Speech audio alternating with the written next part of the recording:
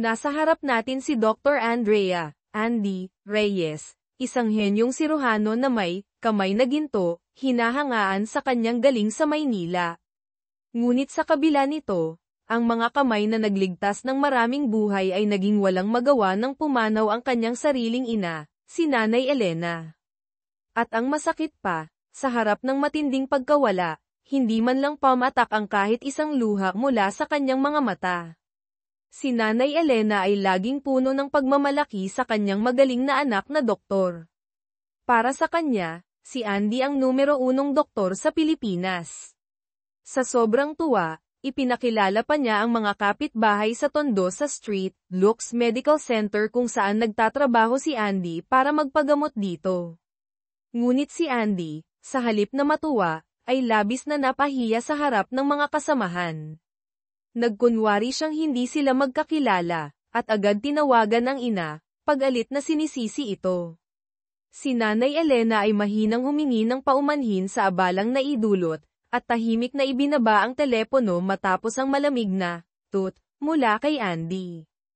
Isang araw, habang nagpapa-check up sa isang maliit na klinika sa Quezon City, nalaman ni Nanay Elena na abnormal ang baba ng kanyang platelet count. Pinayuhan siya ng doktor na magpatingin sa isang malaking ospital para sa general check-up. Bago umalis, hindi pa rin niya nakalimutang ipagmalaki sa doktor ang kanyang kahangahangang anak na si Andy. Nag-alinlangan noong una si Nanay Elena, ngunit matapos kumbinsihin ng kapatid, dinala niya ang resulta sa Street, Lux, umaasang si Andy ang susuri sa kanya. "Nay, busy po ako," pagod na sagot ni Andy. Sabay tanong ng may pagdududa, "May IR refer na naman po ba kayo?" "Sinabi ko na po, hindi ko sila tatanggapin." Hindi niya alam, ang taong pinakakailangang magpatingin sa kanya ay ang sarili niyang ina. Aamin sana si Nanay Elena, ngunit pinili na lamang manahimik, nilunok ang mga salitang hindi masabi. Tahimik siyang tumayo sa malayo, pinagmamasdan ng anak na nagmamadaling ngumuya ng tuyong tinapay para sa pananghalian. Kumirat ang puso ng ina, ngunit hindi niya alam kung paano lalapit para aluin ito, kaya pinili na lamang niyang tahimik na umalis. Nang hapong iyon, sa gitna ng magulo at maingay na kalsada ng Makati, mag-isang naglakad si Nanay Elena. Maingay ang paligid, ngunit ang kanyang kalooban ay payapang-payapa. Ayaw niyang maging pabigat sa kanyang anak. Sa sandaling iyon, tila tahimik siyang nagpapalam sa mundo. At nangyari na nga ang kinatatakutan. Kinabukasan, nakatanggap ng tawag si Andy mula sa kanyang tiyahin, ibinabalitang si Nanay Elena ay hinimatay at malubha ang kalagayan, comatose. Agad na sumugod si Andy sa airport, sumakay sa pinakamaagang flight pauwi sa probinsya. Sa buong biyahe, ang puso niya'y nag-aalab, isang desperadong pakikipag-unahan sa oras. Nagsimula siyang manalangin, nagmamakaawa sa Diyos na huwag kunin ang kanyang ina. Ngunit pagdating niya, umiling lamang ang doktor at ibinalita ang masamang nangyari. Hindi matanggap ni Andy ang mapait na katotohanan. Sa kabila ng pagpigil ng iba, desperado siyang nagsagawa ng CPR sa ina, ngunit huli na ang lahat. Tuluyan ng pumanaw si Nanay Elena. Pagbalik sa kanilang bahay, natagpuan ni Andy ang mga alaala ng kanyang kabataan na maingat na itinago ng ina, kasama ang isang lumang kwaderno na may huling habilin, "Alagaan mong mabuti ang sarili mo, anak." Napahagulgol si Andy sa kalungkutan at pag-iisa. Makalipas ang ilang araw, habang nagjo-jogging para maibsan ang lungkot, nasaksihan ni Andy ang isang marangyang sasakyan na binangga ng isang humaharurot na kotse. Ang likas na ugali ng isang doktor ay nanaig, agad siyang tumakbo patungo sa pinangyarihan. Nasa bingit ng kamatayan ang biktima. Walang pag-aalinlangang lumuhad si Andy sa tabi ng biktima at nagsagawa ng CPR. Sinundan ito ng isang tensyonadong emergency surgery sa Street, Lux. Lahat ay nagmamadali, nakikipag-agawan kay kamatayan. Biglang bumagsak ang blood pressure ng pasyente. Ang assistant na doktor sa tabi ay kinabahan, natatakot sa pinakamasama. Dahil ang pasyenteng nasa higaan ay walang iba kundi si Miguel Zobel, ang tagapagmana ng Ayala Corporation, isa sa pinakamakapangyarihang korporasyon sa Pilipinas. Ang pinakamaliit na pagkakamali ay maaaring magdulot ng malaking gulo. Ngunit nanatiling kalmado si Andy. Para sa kanya, lahat ng pasyente ay pantay-pantay at nangangailangan ng tulong. Sa ilalim ng mahusay na pamamaraan ni Andy, nalagpasan ni Miguel Zobel ang panganib. Si Dr. Santos, ang head surgeon, isang incompetent ngunit magaling sumipsip, ay nagmamadaling lumapit kay Andy para itanong ang sitwasyon at proseso. Pagkatapos, sa harap ng media, walang kahihiyang inulit niya ang eksaktong sinabi ni Andy, ngunit hindi man lang binanggit ang pangalan nito, anoko ang lahat ng kredito. Nanahimik lamang si Andy. Kinabukasan, habang tinitingnan muli si Miguel, natuklasan ni Andy ang isang naiwang gauze sa loob ng katawan nito mula sa operasyon, isang simpleng pagkakamali ngunit maaaring ikamatay. Ang operasyong ito ay isinagawa mismo ni Dr. Santos. Tinawagan ni Andy si Dr. Santos para pabalaykan at suriin ito, ngunit nasa bakasyon ito sa Tagaytay, at pag-alit siyang sinabihan na huwag istorbohin ang kanyang pahinga. Kinaumagahan pa lamang nang pumasok si Santos sa silid ng pasyente para mag-check. Napansin niya ang kanyang pagkakamali ngunit dahil sa kanyang kayabangan, hindi niya ito inamin. Sakto namang biglang bumagsak ang blood pressure ng pasyente. Sumugod si Andy, sinubukang ay masahe ang puso ng direkta ngunit wala ng pag-asa. Ang pasyente na sana'y may iligtas pa ay pumanaw sa kanilang harapan dahil sa kapabayaan. Walang kahit anong paumanhin si Dr. Santos sa pamilya ng pasyente, isang lola at isang maliit na apo, malamig lamang na sinabing, hindi na namin siya nailigtas, at umalis. Si Andy, na nakasaksi sa lahat, ay hindi na nakatiis. Nagpasya siyang sabihin ang masakit na katotohanan sa lola, na ang kapabayaan ni Dr. Santos ang direktang sanhi ng pagkamatay. Nang malaman ito ni Santos, nagalit ito ng husto, kinwestiyon kung bakit naglakas loob si Andy na magsalita. Iginiit ni Andy na karapatan ng pamilya na malaman ang totoo.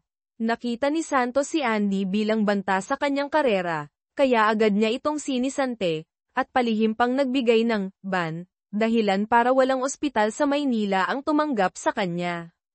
Makalipas ang ilang araw, sa isang liblib na isla sa rehiyon ng Visayas, isang desperadong lolo ang may kargang apo na may malubhang karamdaman patungo sa barkong ospital ang tanging pag-asa nila. Si Dr. Benitez, isang doktor sa barko, ay nagdiagnose na ang bata ay may ruptured appendicitis.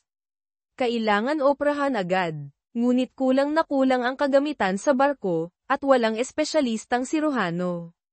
Umiiyak na nagmamakaawa ang lolo. Sakto namang dumating si Andy. Kaya ko pong gawin, sabi niya. Ngunit nang susuriin na niya ang bata, hinarang siya ni Dr. Benitez, nagtatanong kung sino siya. Ako po ang bagong siruhano sa barko, sagot ni Andy, may karapatan akong operahan ang bata.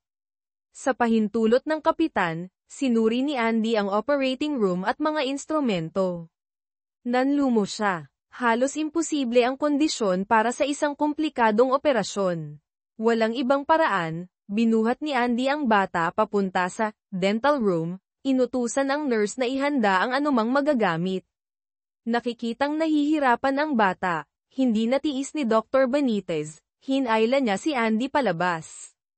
Itigil mo yan. Darating ang rescue helicopter sa loob ng 1 oras, sigaw niya. 2 oras ang biyahe pabalik, malamig na sagot ni Andy, hindi na aabot ang bata. Pagkasabi noon, bumalik si Andy para maghanda. Ngunit isang kapahamakan ang nangyari, sa pagmamadali ng nurse, nabasag ang nag-iisang bote ng anesthesia. Mabuti na lang, may reserba si Dr. Benitez. Nagsimula ang 30 minutong countdown. Lahat ay nagpipigil ng hininga. Ito ang kauna-unahang ganitong operasyon sa barkong ospital. Sa pamamagitan ng tiyak at mabilis na mga galaw, nagtagumpay si Andy na agawin ang buhay ng bata mula kay kamatayan. Naghiyawan ang lahat sa tuwa. Kinabukasan, sa unang pagbisita sa isang barangay sa probinsya ng Batangas, biglang hinimatay ang kapitan ng barangay. Mabilis na sinuri ni Andy, Natuklasan ng isang malaking abdominal aortic aneurysm na maaaring pumutok anumang oras. Nasa bingit ng kamatayan. Nagpasya si Andy na magsagawa ng isang emergency procedure doon mismo para mapatagal ang oras habang hinihintay ang helicopter. Agad silang nakipag-ugnayan sa pinakamalapit na ospital sa Lipa City, humihiling na ihanda ang operating room. Ngunit paglapag ng helicopter, napagtanto ni Andy na kulang ang pasilidad at tauhan ng ospital para sa ganoong kakomplikadong operasyon. Masyadong kritikal ang pasyente. Napilitan si Andy na siya mismo ang magsagawa ng operasyon. Sakto namang dumating si Director Almeda ng ospital, sumisigaw, sino ang naglakas loob niyan? Pinaglalaroan niyo ba ang buhay ng pasyente? Ngunit nang makita niya ang kahusayan ni Andy sa pag-opera, natigilan siya, at agad nagbago ng tono. Kailangan namin ng talentong tulad mo sa ospital na ito. Sana sumali ka sa amin. Sinabi ni Andy na hindi niya maiiwan ang barkong ospital, ngunit maaari siyang magtrabaho tuwing weekend. Nagkasundo sila. Subalit, kinabukasan, muling tinawag ni Director Almeda si Andy. Malamig na sinabing puno na ang duty schedule at hindi na siya kailangan. Alam ni Andy na may mali. Nalaman pala ni Almeda mula kay Dr. Santos ang tungkol sa pagkakasibak ni Andy. Natakot siyang baka magdulot ng gulo si Andy at maapektuhan ang kanyang posisyon, kaya binawi niya ang alok. Napilitang bumalik si Andy sa barkong ospital, ipinagpatuloy ang tahimik niyang trabaho. Dito lamang siya naging totoo sa sarili, naghilom, minahal, at kinilala. Isang gabing malakas ang bagyo at maalon ang dagat. Isang lalaki ang naaksidente habang naglilipat ng kargamento sa barko. Nadurag ang braso sa makina. Sumugod si Andy para tumulong. Dahil sa tindi ng pinsala at panganib ng impeksyon. Gumawa siya ng mahirap ngunit kinakailangang desisyon, ginamit ang palakol para putulin ang bahagi ng braso na lampas na sa pagkasalba, upang mapanatili ang tsansang may kabit itong muli. Nagkagulo ang mga tao. Ang asawa ng nasaktang babae ay nagalit, sinunggaban si Andy. Sumisigaw, hindi ka karapat-dapat na doktor. Mabuti na lang, umawat si Dr. Benitez at ipinaliwanag, kung hindi agad pinutol, mamamatay ang buong kamay dahil sa pagbabara ng daluyan ng dugo, na haantong sa permanenteng kapansanan. Ang pagputol at pag-opera para ikabit muli sa loob ng Golden Hours, ang tanging pag-asa. Desperadong nagtanong ang lalaki kay Andy kung magiging inutil na ba ang kanyang kamay. Seryosong ipinaliwanag ni Andy, kailangang maoperahan para may kabit muli sa loob ng 6 na oras. Ngunit hindi makakarating ang Coast Guard dahil sa sama ng panahon. Hindi makakadaong ang barko sa tamang oras.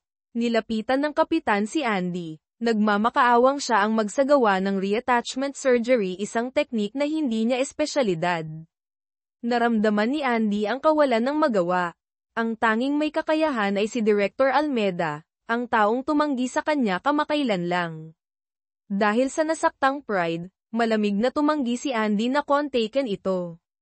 Nagsimulang matakot ang lalaki. Kapapanganak pa lang ng kanyang panganay, hindi pa niya ito nahahawakan. Ngayon, nanganganib na mawala ang kanyang braso. Nagmakaawa siya kay Andy na tulungan siya. Ngunit tinalikuran pa rin siya ni Andy. Umiling ang nurse na nakasaksi, iniisip na napakalamig ng dugo ni Andy. Nilapitan ni Dr. Benitez si Andy. Andy, taimtim niyang sabi, hindi lang ito pagliligtas ng buhay, kundi pagkakataon mo ring mahanap muli ang sarili mo, lampasan ang nakaraan. Sa wakas, isinantabi ni Andy ang kanyang pride, tinawagan si Director Almeda, mahinahong ipinaliwanag ang sitwasyon at nakiusap na tumulong. Si Director Almeda, kahit may kaunting hinanakit, ay pumayag na magsagawa ng remote-guided surgery dahil sa urhensiya. Ito ang kauna-unahan sa kasaysayan ng medisina sa Pilipinas na isang komplikadong operasyon ang ginabayan ng malayuan at isinahimpapawid pa ng live sa buong bansa. Ang buong bansa ay huminto para manood. Kasabay nito, nanunood din sa TV si Dr. Santos, ngumingisi, sigurado sa pagkabigo ni Andy. Matapos ang 6 na oras ng matinding pagod at tensyon, sa ilalim ng masusing gabay ni Almeda at tiyak na mga kamay ni Andy, dahan-daang gumalaw ang mga daliri ng pasyente. Tagumpay. Naghiyawan ng buong barko sa palakpakan. Lahat ay humanga sa galing at tapang ni Andy. Ang pangyayaring ito ay gumawa ng ingay sa media. Nang tanungin ng reporter kung gusto niyang bumalik sa malaking ospital at harapin si Dr. Santos, tumingin si Andy ng diretso sa kamera at buong tapang na nagpahayag, "Opo. Siguradong babalik ako sa ospital kung saan ako pinilit umalis." Sa ibang araw, nakaharap sila ng isang kakaibang pasyente si Aling Nena, isang kilalang manghuhula sa lugar, na kinatatakutan at iginagalang dahil sa kanyang mga hula tungkol sa buhay at kamatayan. Ngunit kabalintunaan, sinabi ng doktor na siya mismo ang hindi aabot ng 3 araw dahil sa malubhang sakit sa atay. Nagalit si Aling Nena, sinaktan pa ang doktor, iginigiit na wala siyang sakit. Ngunit dinala rin siya sa ospital kung saan nagtatrabaho si Andy. Pagkatapos ng remote surgery, inimbitahan siyang muli ni Director Almeda para sa part-time na trabaho. Isinagawa ni Andy ang kumpletong pagsusuri. Si Aling Nena ay patuloy na naniniwala sa kanyang mga ritual kaysa sa siyensya, ngunit hindi nakalimutang itanong ang gastos sa pagpapagamot. Ipinaliwanag ni Andy na kailangan ang kanyang anak na pumirma ng consent para sa liver transplant surgery. "Wala akong anak," mariing sabi ni Aling Nena, saka pumirma ng waiver at tahimik na umalis. Naobserbahan ni Director Almeda ang pasensya at dedikasyon ni Andy sa mahirap na pasyenteng ito, lalo siyang humanga at tuluyang nawala ang dating pag-aalinlangan. Hindi sumuko si Andy. Kasama si Dr. Benitez, pinuntahan nila si Aling Nena sa bahay nito, kinukumbinsi itong magpa-opera. Ngunit matigas pa rin itong tumatanggi. Nang paalis na sila, may naalala si Andy, bumalik siya, tumakbo ng buong bilis patungo sa bahay ng manghuhula. Matigas pa rin itong ayaw magpa-ospital. Lumalabas na may anak pala si Aling Nena, ngunit nahihiya ito at ikinakaila ang ina dahil sa pagiging manggagamot. Sa huli nilang pagkikita, natakot ang anak na makita sila ng iba at pagtawanan. Gusto niyang putulin ang ugnayan. "Nakakahiya ba ako, anak?" maingat na tanong ni Aling Nena. "Opo, lagi na lang kayong nag-aalay," nanlilisik ang mata, sagot ng anak, saka umalis. Ngunit hindi nagalit si Aling Nena, kumuha siya ng makapal na pera at ibinigay sa anak. Hindi siya naniniwalang may sakit siya, gusto niya lamang mag-iwan ng anuman para sa anak, tulad ng lagi niyang pagbibigay ng pinakamabuti dito mula pagkabata. Hawak ang pera, nalito ang anak, naghalo ang emosyon, napaupo at napahagulgol. Binalikan ni Andy si Aling Nena, marahang ibinahagi ang sarili niyang hindi pagkakaunawaan ng ina noon, ang pagsisisi sa hindi nila huling pagkikita. "Huwag niyong isipin na dahil binigyan niyo siya ng pera ay mawawala na ang sama ng loob niya," sabi ni Andy, sinusubukang anti-gin ang puso nito. Ngunit ayaw pa rin ni Aling Nena. Naisip ni Dr. Benitez na hanapin ang anak. Sa tulong ng ilang kakilala, natunton nila ito. Kinausap ni Andy ang babae, ipinaalam ang kritikal na kondisyon ng ina at ang pangangailangan ng liver transplant. Sakto namang dumating ang balita na si Aling Nena ay hinimatay sa bahay at isinugod sa ospital. Agad inihanda ni Andy ang operasyon. Ayaw niyang maulit ang trahedya niya sa kanila. Ginawa niya ang lahat para pagbatiin ang mag-ina. Matapos ang matagumpay na liver transplant, dahan-daang nagkamalay si Aling Nena. Nasa tabi niya ang anak, humihikbing tumawag, "Nanay." Nagyakapan ang mag-ina, basa ng luha ang kanilang mga mukha. Hindi nagtagal, si Miguel Zobel, ang tagapagmana ng Ayala Corporation na iniligtas ni Andy, ay nagpakita sa ospital. Sa pagkakataong ito, hindi siya nagpunta para magpatingin, kundi para mag-alok ng isang sorpresang proposal. Gusto niyang bilhin ang ospital, bilang malaking pasasalamat kay Andy, at nais niyang siya ang mamahala bilang bagong hospital director. Subalit, nang malaman ni Miguel Zobel na si Andy ay sinibak ni Dr. Santos ng walang katarungan, Nag-init ang ulo ng mayamang tagapagmana. Diretsahan niyang hinarap si Santos, puno ng pangungutya ang boses, talaga palang walang puso kayong mga doktor, pati sarili ninyong kasamahan ay hindi ninyo pinatatawad. Ang mga salita ay tila patalim na tumusok sa amor proprio ni Santos, lalo siyang nagtanim ng matinding pagkamuhi sa binata, ngunit dahil sa inaasam na posisyon bilang head surgeon, kinimkim niya ang galit. Kinabukasan, isa pang pagsubok ang dumating. Si Guro Antonio, isang kagalang-galang na guro na nag-alay ng 30 taon sa pagtuturo sa kabataan sa kabundukan ng Cordillera, ay biglang nagkasakit ng malubha at na-ospital sa street looks. Hawak niya ang kanyang dibdib, bakas sa mukha ang matinding sakit. Agad siyang sinuri ni Dr. Ben Ramirez, kasamahan ni Andy sa barkong ospital na tumulong sa kanya sa maraming mahihirap na kaso. Sa kabutihang palad, ang paunang kondisyon ay hindi mukhang gaanong seryoso. Si Guro Antonio at ang ama ni Ben, si Dr. Jose Ramirez, ay matalik na magkapatid sa panunumpa, at siya rin ang unang guro na nagmulat kay Ben. Kaya naman, espesyal ang pagtingin at paggalang ni Ben sa kanya.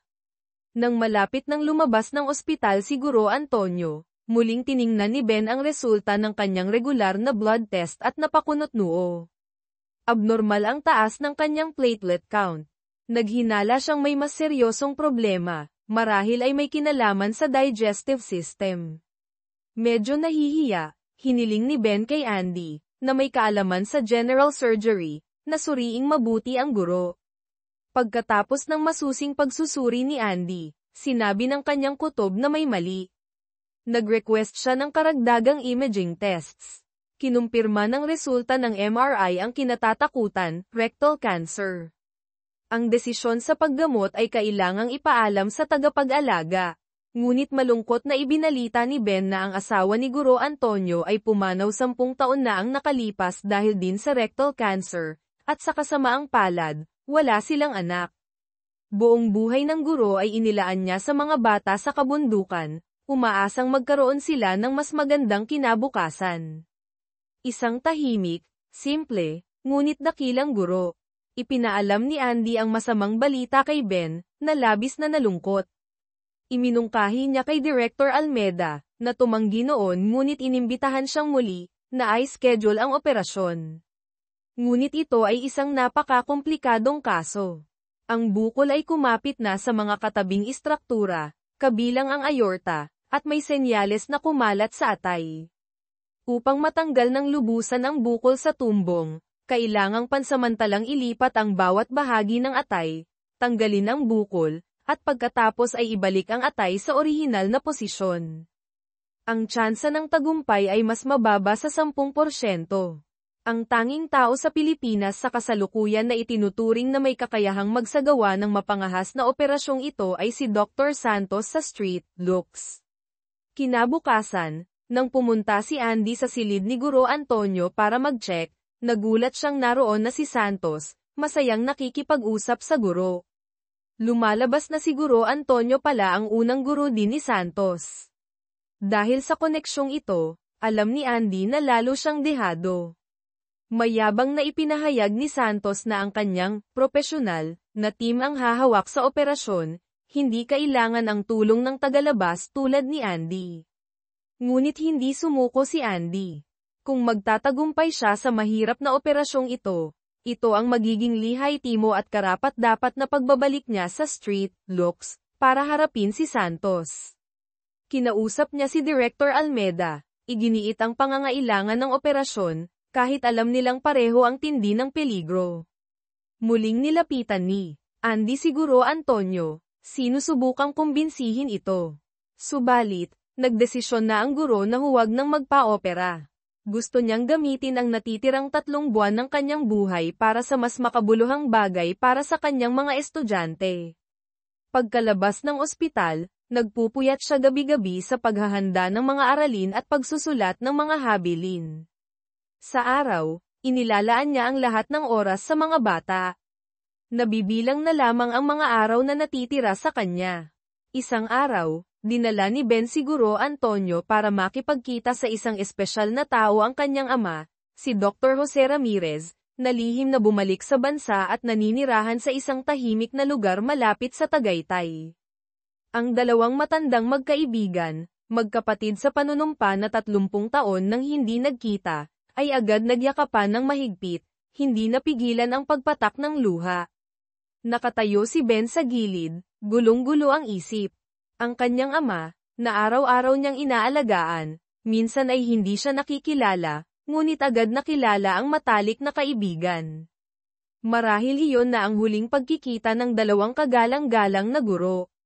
Makalipas ang ilang araw, lumala ang kondisyon ni Dr. Jose. Inatake siya ng panik, paulit-ulit na tinatawag ang isang pangalan, Maitui. Marahil ay guni-guni o masakit na alaala, saka tumakbong walang sapin sa paa papasok sa kalapit na gubat, gamit ang mga medical tools para subukang operahan ang isang punong may sira.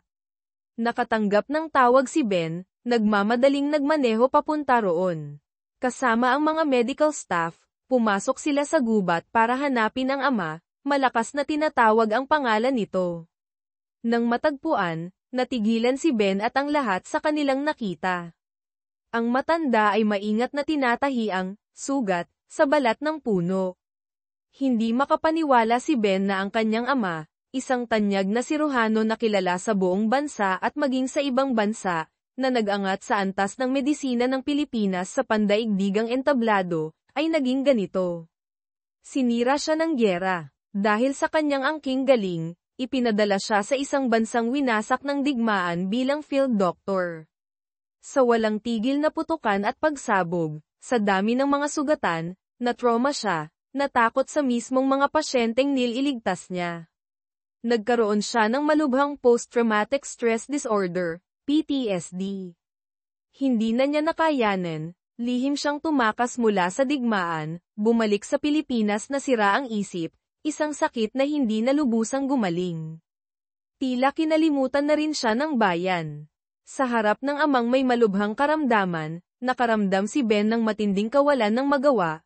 Tumayo siyang mag-isa sa ulan, humahagulgol. Ang mga atake ng kanyang ama ay nagdulot pa ng ibang problema.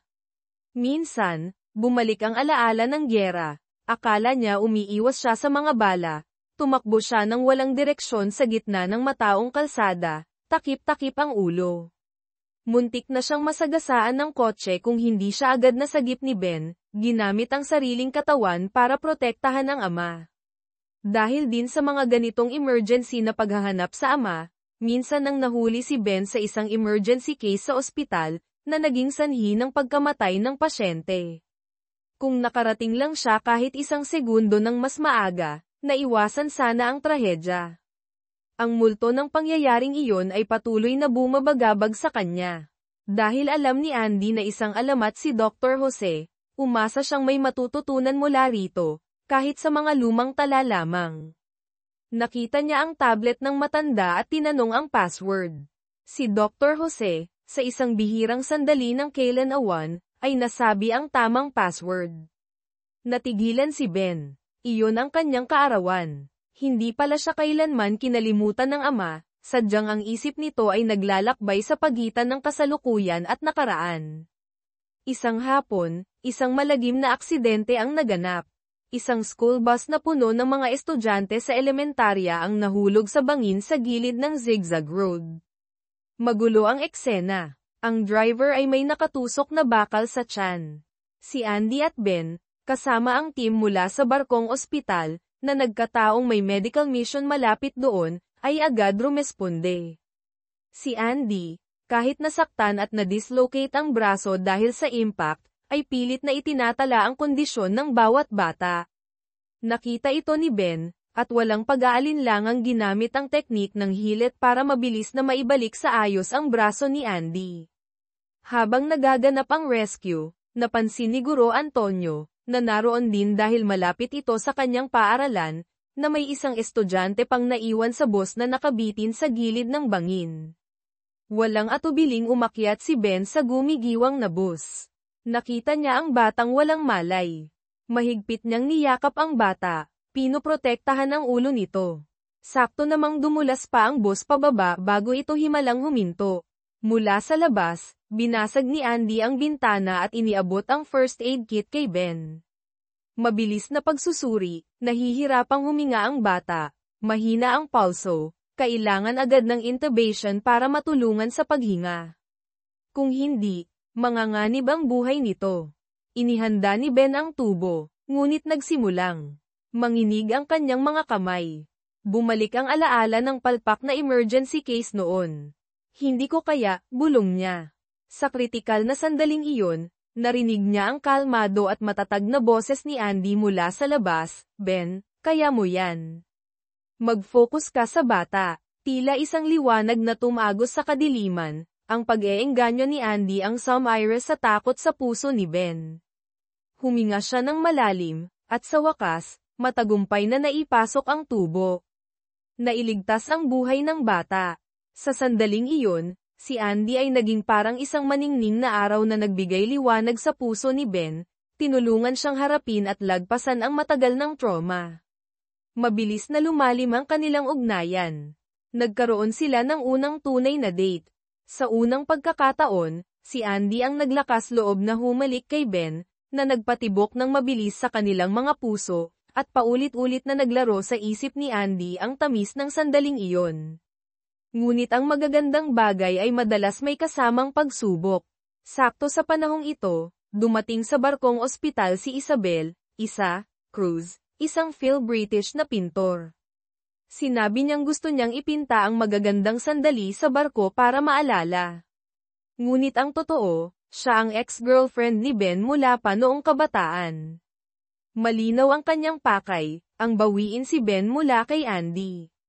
Sinadya ni isang gumawa ng kwentong may leukemia siya at 6 na buwan na lang ang itatagal ng buhay, para makuha ang simpatsya at atensyon ni Ben. Kinausap pa niya si Andy ng sarilinan, mayabang na sinabing layuan nito si Ben. Kabalintunaan, ilang minuto lamang matapos umiyak kay Ben tungkol sa kanyang 6 na buwang taning, nahuli si isa ng kapatid ng isa pa niyang ex-boyfriend na nagsasayaw sa isang bar sa Bonifacio Global City, BGC. Kasabay nito, dumating din ang ina ng ex-boyfriend na iyon at agad tinawagan si Ben, sumisigaw sa telepono na hinding-hindi niya tatanggapin ang babaeng iyon. Si Ben, na nooy naguguluhan pa at gustong maniwala kay Isa, ay marahang ipinaliwanag na baka iyon ang paraan ni Isa para makalimot sa stress dahil sa sakit. Napailing na lang ang ina sa narinig na katwiran ni Ben. Sa araw, bumalik si Isa sa barkong ospital, patuloy na dumidikit kay Ben. Ang totoo, ayaw na siyang makita ni Ben.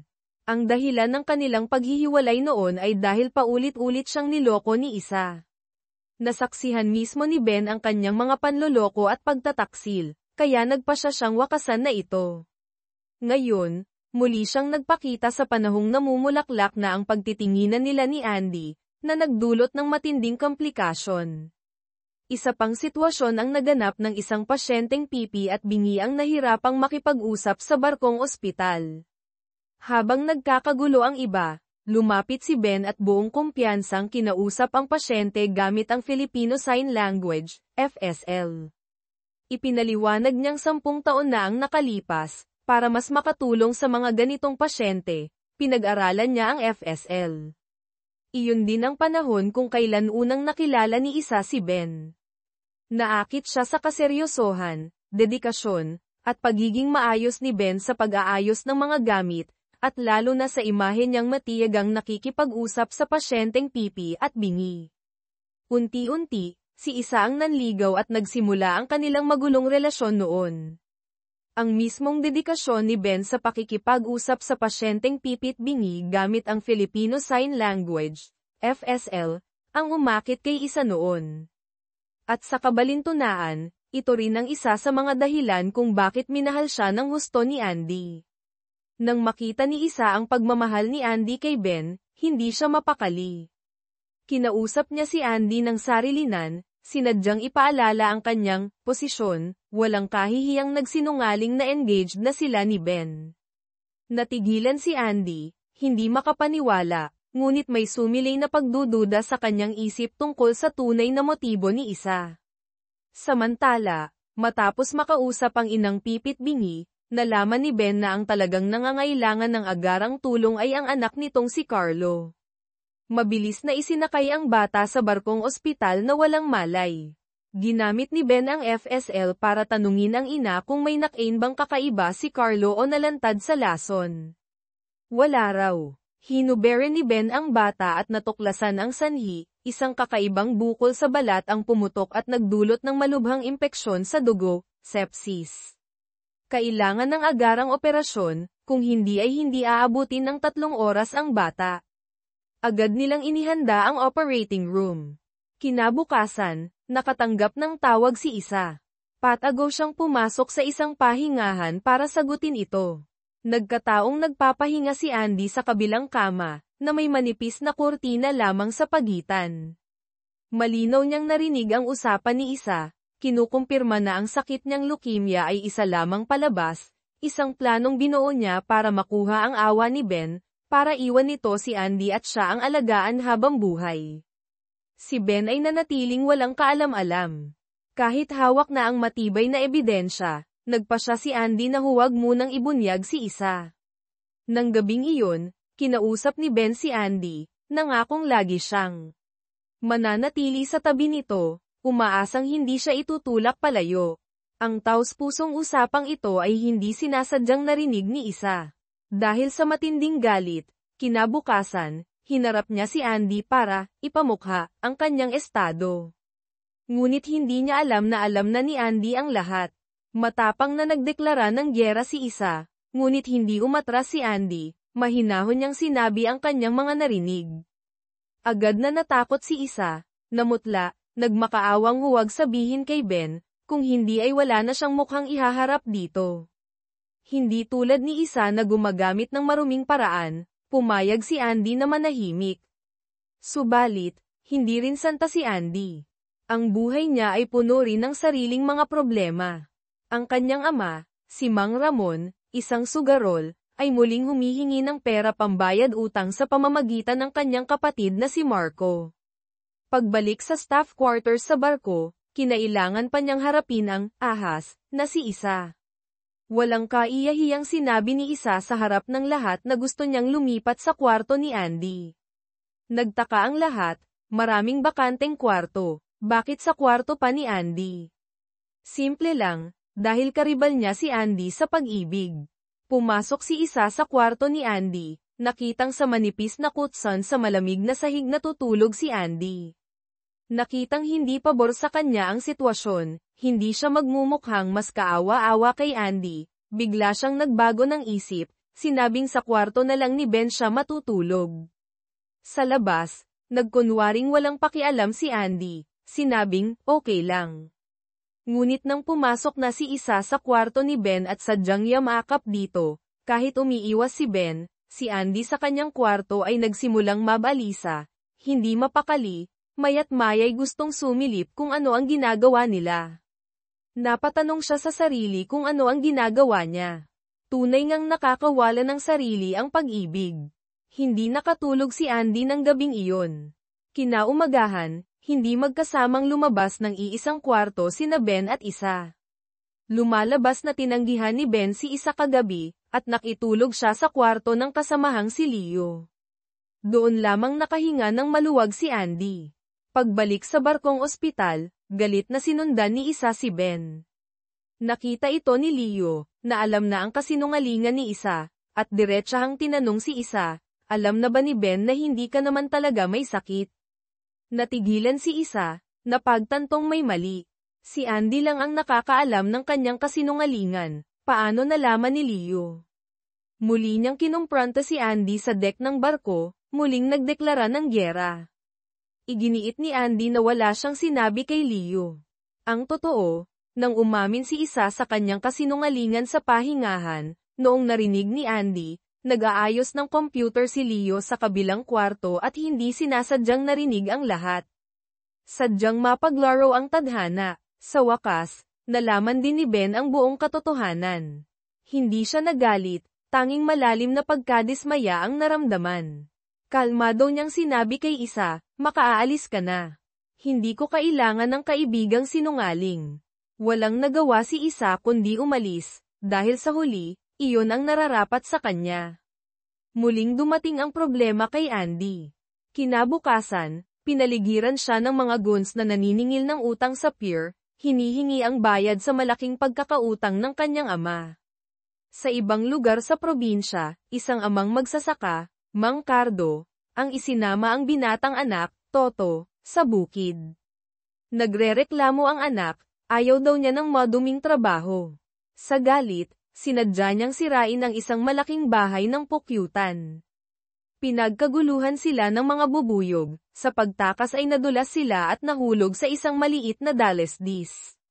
Nawalan ng malay si Mang Cardo. Si Toto, kahit takot, ay tinakpan ng ama para protektahan ito sa mga bubuyog. Tumawag ng tulong ang mga taga-nayon. Naabisuhan ng barkong ospital na nasa malapit na karagatan at agad nagpadala ng medical team. Pagbalik sa barkong ospital, nagkamalay si Mang Cardo. Ang una niyang hinanap ay ang anak. Dahil sa pagprotekta sa ama, malubha ang mga kagat ng bubuyog kay Toto, namaga ang lalamunan kaya hindi siya makapagsalita. Natakot si Mang Cardo, paulit-ulit na sinisisi ang sarili sa pagpilit sa anak na sumama sa bukid. Hindi makapagsalita si Toto, ginamit ang natitirang lakas para isulat sa papel, nanginginig ang kamay, "Itay, patawad po. Hindi ko po dapat ginawa yun. Sana mapatawad niyo ko." Nangako siyang hindi na uulitin ang pagrerebelde. Pagkabasa, umiyak si Mang Cardo, niyakap ang anak at pinatawad ito. Marahang pinunasan ni Toto ang luha ng ama. Si Andy na nakatayo sa gilid ay labis na naantig. Hindi niya maiwasang isipin ang sariling ama, si Mang Ramon, na nasa street looks pa rin. Kailanman ay hindi niya nagawang maging ganito katapat sa ama. Lumalala ang kondisyon ni Mang Ramon. Nais niyang tulungan siya ni Andy na pekay ng medical records para makakuha ng 50 milyong pisong insurance. Mariing tumanggi si Andy. Hindi niya kayang hayaan ang amang gumawa ng ilegal at kaiyahiyang bagay. Ang mainit nilang pagtatalo ay narinig ni Ben na nasa labas ng kwarto. Tahimik siyang nagmasid, walang imik. Paglabas ng kwarto, nanginig ang buong katawan ni Andy, saka siya napahagulgol. Lagi na lang, umiiyak niyang sabi kay Ben na naroon, lagi na lang sa pinakapangit na paraan ako umaarte. Saka siya tumalikod at naupo sa isang sulok ng pasilyo, umiiyak mag-isa. Ang tanging may sapat na kasanayan para iligtas ang kanyang ama ay si Dr. Santos pa rin. Isinantabi ni Andy ang lahat ng pride, nilapitan si Santos, lumuhad at nagmakaawang iligtas ang kanyang ama. Ngunit malamig siyang tinanggihan nito. Tila hindi tinitigilan ng pagsubok si Andy. Dahil sa mahal na gastos sa ospital ng ama, instant noodles na lang ang kinakain niya kasama ang kapatid na si Marco. Umiiyak na nakiusap si Marco kay Andy, "Ate, kailangan nating iligtas si Itay, anuman ang mangyari. Kawawa na ang buhay niya. Kahit marami siyang pagkakamali, bilang anak, kung kaya natin, dapat natin siyang tulungan." Naiintindihan ito ni Andy ng lubos. Nang gabing iyon, tumawag siya sa iba pang magagaling na doktor para humingi ng payo, ngunit walang positibong resulta. Ang tanging pag-asa ay si Santos pa rin. Sa pagkakataong ito, si Director Almeda, na laging may malasakit kay Andy, ang personal na kumausap kay Santos. Nakiusap siyang operahan ang ama ni Andy. "Bata ka pa," sabi ni Almeda, "hindi mahalaga ang ibang maliliit na bagay. Pero kung tatanda kang makitid pa rin ang isip, sulit ba? Ang pagliligtas ng buhay, iyan ang tunay na layunin ng isang doktor, hindi ba?" Sa wakas, natinag si Santos sa mga salita ng kagalang-galang na direktor. Nag-isip siya ng malalim. Sakto namang may tumawag, bumabagsak daw ang blood pressure ni Mang Ramon. Nagmamadaling sumakay ng taxi si Andy papuntang ospital, taimtim na nagdarasal na huwag kunin ng Diyos ang kanyang ama, tulad ng nangyari sa ina nang hindi siya umabot. Sinabi ng driver na nakaalis na ang huling flight. Desperado siyang tumawag kay Ben, nakiusap na bantayan ang kanyang ama. Walang pag-aalinlangang pumunta agad si Ben sa kwarto ni Mang Ramon.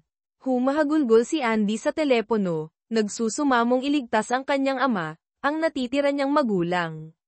Nangako si Ben na aalagaan niya ito ng mabuti at pinaalalahanan siyang alagaan din ang sarili. Desperado ngunit hindi nawawalan ng pag-asa. Gumawa ng mapangahas na desisyon si Andy, siya mismo ang mag-oopera para tanggalin ang bukol sa abdo ng kanyang ama. Ito ay hindi lamang isang operasyong sukdulan ng hirap at walang katulad sa teknikalidad, kundi ito rin ang unang pagkakataon na anak na babae ang mag-oopera sa sariling ama sa ospital na iyon. Mariing tumutol noong una si Director Almeda. Ngunit nang makita niya ang bakal na determinasyon at walang kapantay na pagmamahal ni Andy para sa ama, naantig siya at sa huli ay pumayag, kasabay ng pagbibigay lakas ng loob. Subalit, si Mang Ramon naman ay nag-iimpake na, handa nang umalis. Nagsumite na siya ng discharge papers, ayaw nang magpagamot. Sinugod siya ni Andy, matigas na sinabi, ililigtas kita, tay. Ano man ang mangyari, ililigtas kita. Kailangan mong mabuhay para pagbayaran ang mga pagkakamali mo. Pagkasabi noon, umalis siya para ihanda ang lahat para sa operasyon. Samantala, napansin ni Ate Pering, ang head nurse sa barkong ospital, na may mali sa hindi pangkaraniwang pagliban ni Andy. Kinumpirma rin ni Ben ang kalagayan ng ama ni Andy. Si Ate Pering, na turing kay Andy ay parang kapatid, ay kinwestiyon ang lahat sa barko, bakit may malubhang sakit ang tatay ni Andy pero wala man lang ni isa sa atin ang dumadalaw sa kanya. Kinabukasan, pinuntahan ni Ate Pering si Andy sa street looks. Pinangaralan niya ito kung bakit lagi na lang nitong sinasarili ang lahat ng hirap at sadyang itinutulak palayo ang mga kaibigang tunay na nagmamalasakit. Nasasaktan kami para sa iyo, alam mo ba? Sakto pagkatapos niyang magsalita, ang lahat ng kaibigan ni Andy sa barkong ospital sina Ben, Leo, mga nurse, crew na nakasama niya sa hirap at ginhawa, ay lumitaw sa dulo ng pasilyo. Tahimik silang dumating para suportahan siya. Lumapit si Ate Pering at niyakap ng mahigpit si Andy. Isang napakainit at nakaaantig na eksena. Sila ang pinakamatibay na sandigan ni Andy. Lahat ay kinakabahan habang inihahanda ang napakahirap na operasyon. Si Mang Ramon ay nag-aagaw buhay. Si Marco ay nasa tabi niya, kinukwento ang magagandang plano nila pagkatapos ng operasyon, saka niyakap ang ama at umiyak. Nang itulak na ang ama papasok sa operating room, pilit siyang nagpakatatag, pinalakas ang loob ng ate, ngunit ang nakakunot niyang noo ay nagpapakita ng matinding kaba sa loob. Takot po ba kayo, tay? Tanong ni Andy. Siyempre naman, anak, takot na hindi ko na kayo makitang magkapatid, mahinang sagot ni Mang Ramon. Huwag po kayong mag-alala, pilit pinipigil ni Andy ang luha, gagawin ko po ang lahat. Matulog lang po kayo, paggising nyo, tapos na ang lahat. Hinawakan ni Mang Ramon ang kamay ni Andy, kung sakaling may mangyari sa akin, dahil iyon sa kalusugan ko. Huwag mong sisihin ang sarili mo. Handa na ang lahat. Dahan-daang binuksan ni Andy ang pinto ng operating room. Nakatayo sa loob, naka-scrub suit, ay walang iba kundi si Dr. Santos. Pumayag siyang mag-opera. Bakit? Naguguluhan pa si Andy nang magsalita si Santos, istrikto ang boses, sino ang nagpapasok ng kamag-anak sa operating room? Lumabas ka. Pinakamatigas na salita ang binitawan niya, ngunit sa likod nito ay ang pag-aalala at responsibilidad. Sa pamamagitan ng pinagsamang lakas ng pinakamagagaling na medical team ng street, looks sa pangunguna ni Santos, sa wakas, naaga nila si Mang Ramon mula sa bingit ng kamatayan. Naging matagumpay ang operasyon. Pagkatapos nito, tuluyan nang nagkaayos sina Santos at Andy. Taos-pusong humingi ng tawad si Santos sa mga nagawa niya noon at sinabing, "Salamat sa pagtitiwala mong kaya kong tapusin ang operasyon ng tatay mo." Isang bagong kwento ang nagsisimula, si Tita Mila, isang mayamang ale mula Maynila na umuwi sa probinsya, ay mainit na nakikipagtalo sa kanyang matalik na kaibigan mula pagkabata, si Tita Lorna. Sa sumunod na sandali, biglang inantok nang hindi mapigilan si Tita Mila. Panandali ang nakalimutan ng kaibigang kaharap, namutla sa kahinimatay sa mga braso ni Ben, na nagkataong nasa malapit. Agad siyang binuhat ni Ben at tinakbo papunta sa barkong ospital na nakadaong sa malapit. Isinailalim ni Ben sa kumpletong pagsusuri si Tita Mila ngunit hindi pa matukoy ang eksaktong sanhi. Biglang bumagsak ang kanyang blood pressure at tumigil ang tibok ng puso. Agad nagsagawa si Ben ng defibrillation. Habang abala sa pag-revive, walang tigil ang pagring ng telepono ni Ben tawag mula sa nursing home ng kanyang ama. Nag-aalalang si Dr. Jose ay muling tumakas at nawawala. Ngunit nakatuon si Ben sa pagliligtas ng pasyente, binaliwala muna ang pag-aalala sa ama.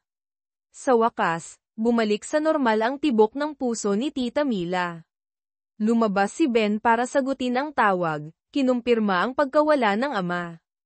Kahit puso niya'y nag-aalab sa pag-aalala, pinili niyang unahin ang tungkulin sa pasyenteng kritikal. Hindi niya ito maiiwan para hanapin ang ama sa mga sandaling iyon. Pagbalik niya sa ward, narinig niyang sinabi ni Tita Lorna, ang kaaway ni Tita Mila kanina, na mahilig si Tita Mila sa mga ligaw na gulay na kinukuha sa bundok. Agad pumasok sa isip ni Ben, posible kayang pagkain ang sanhi. Ikinwento ni Tita Lorna ang nangyari ng araw na iyon. Silang tatlo ay magkakaibigang lumaki ng sabay. Si Tita Mila ay umasenso sa Maynila, yumaman, at nang umuwi ay naging saplada at kinalimutan na ang mga dating kaibigan. Nang araw na iyon, nagkasabay sila sa pagkuha ng gulay sa gubat. Nainis si Tita Lorna sa pagiging malamig at walang pakialam ni Tita Mila kaya sinimulan niya itong sermonan. Hindi naman nagpatalo si Tita Mila kaya nagkasagutan sila ng matindi. Sa galit ni Tita Lorna, sinabi niyang ayaw na niyang maging kaibigan ang isang baliw na matanda, tulad ni Tita Mila, saka umalis kasama ang isa pa nilang kaibigan. Pagkatapos noon, pumunta sa dagat sina Tita Lorna at ang isa pang kaibigan para mangisda at sumisid. Sa kasamaang palad, sumabit ang paa ni Tita Lorna sa mga lambat o basura sa ilalim ng dagat. Hindi siya makaalis. Naubos ang hangin sa kanyang tangke at lumubog siya. Napilitan siyang tanggalin ang kanyang gamit para makaahon, ngunit pag-ahon niya ay wala na siyang hininga. Nasagip siya ng mga tao at dinala sa barkong ospital. Nang makatanggap ng emergency call, nagmamadaling pumunta sina Andy at Ben sa pinangyarihan. Ang pasyente, Tita Lorna, ay nalunod at hindi na humihinga. Mabilis na sinuri ni Andy, agad nag-intubate para suportahan ang paghinga. Matapos ang CPR, bumalik ang tibok ng puso ngunit ang kanyang mga braso at binti ay hindi gumagalaw, walang response sa stimuli. Na-diagnose ni Andy na ito ay decompression sickness o the bends, dulot ng mabilis na pagbabago ng pressure mula sa ilalim ng tubig paakyat. Kailangang ilagay siya agad sa hyperbaric chamber para dahan-daang maibalik sa normal na atmospheric pressure ang katawan. Ang proseso ay nangangailangan ng maingat at dahan-daang adjustment. Sa simula, si Tita Lorna ay nanatiling walang kagalaw-galaw. Unti-unti, sa tulong ng hyperbaric oxygen therapy at masugid na pag-aalaga, nakagalaw muli si Tita Lorna, nakatayo, at nakalakad. Nang makita niya muli si Tita Mila, ang mayamang kaibigan na hinimetay, na gumaling na rin, nagyakapan ang dalawang matalik na kaibigan habang umiiyak. Mapaglaro talaga ang tadhana, kahapon lang ay nag-aaway sila na parang magkaaway, ngayon ay parehong nasa ospital, parehong dumaan sa bingit ng kamatayan. Naroon din si Tita Karen, ang ikatlong kaibigan na kasama ni Tita Lorna. Si Tita Lorna, kahit medyo malakas na, ay hindi napigil ang murahin pa rin si Tita Mila bilang nakasanayan, ngunit ngayon ay may kasamang tawa at luha ng pagkakasundo. Tingnan mo nga yang itsura mo, mukha ka bang walang sakit, natatawang sabi ni Tita Lorna. Hindi naman nalalayo sa itsura mo, sagot ni Tita Mila. Sorry na, biglang. Lamambat ang boses ni Tita Lorna. Anong sorry? Umiiyak na ikinwento ni Tita Mila na hindi naman talaga siya kasing glamorosa ng inaakala ng iba. Kailangan din niyang sumisid at mangisda para pandagdag kita. Hindi nagtagal matapos ikasal, iniwan siya ng asawa. Nang lumaki ang anak, lihim nitong ibinenta ang nag-iisang bahay nila.